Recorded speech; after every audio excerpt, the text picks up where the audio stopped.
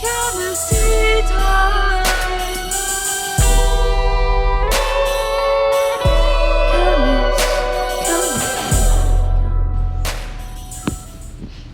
Hello and welcome back to ChemisTea time. Today we will be continuing on with bonding theories. We'll start off by talking about ionic bonding and lattice energies.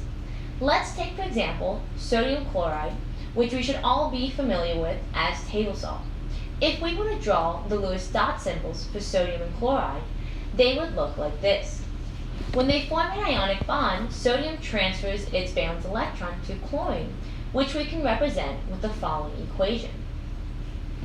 By transferring this valence electron, both sodium and chlorine obtain an octet.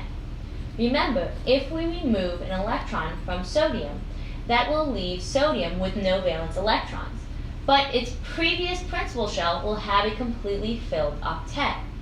With sodium having lost an electron, this forms a cation, and chlorine forms an anion because it has gained an electron. The oppositely charged ions are attracted to one another. Let's do another ionic compound, for example, for sodium sulfide. If we were to write the Lewis dot structures for both sodium and sulfur, they would be the following. We know that sodium has a low ionization energy, so it is more likely to lose an electron, whereas sulfur is more likely to gain 2 electrons, because it would have a complete octet. This would make a sodium cation and a sulfur anion with a -2 charge. When writing chemical formulas, you swap the charges to ensure a neutrally charged species. By doing this, the Lewis model predicts that it will have a ratio of 2 sodiums to 1 sulfur atom, which is what occurs in nature. Recall that lattice structures are stable crystalline structures that consist of an ordered arrangement of oppositely charged ions that are held together by Coulombic forces. Coulombic forces are the electrostatic attraction force between charged particles. The formation of these lattice structures are typically an exothermic reaction, meaning when lattice structures form, energy is released because the potential energy of the system decreases. The energy from this reaction is emitted in the form of heat. The stability of these structures are going to be affected by a number of different components, and we will begin describing how these components have an effect on the stability by talking about lattice energies. Lattice energy is the energy released due to the formation of the crystalline structure. Let's take, for example, the following ionic compounds. What do you notice happens as you change the cation?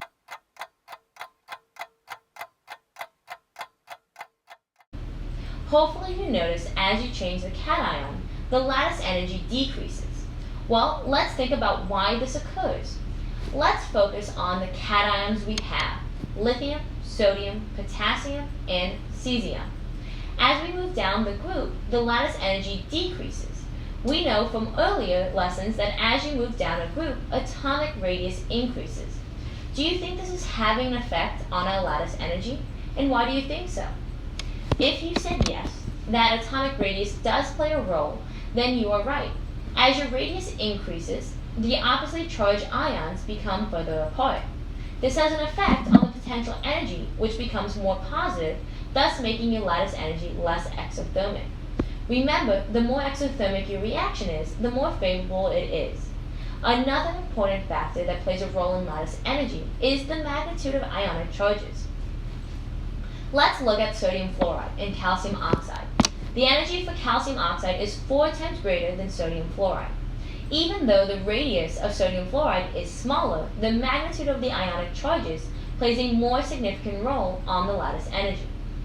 As a recap, trends in lattice energies are affected by atomic radius and magnitude of ionic charge. As you decrease the atomic radius, the lattice energy increases. As you increase the magnitude of ionic charges, the reaction becomes more exothermic, thus having a more negative energy. Lattice structures are very stable. In order to melt these solids, the Coulombic forces must be overcome, which explains why these ionic solids have such a high melting point. Thank you for listening to ChemisTea Time, and hopefully you found today's lesson to be informative and interesting. Have a wonderful day.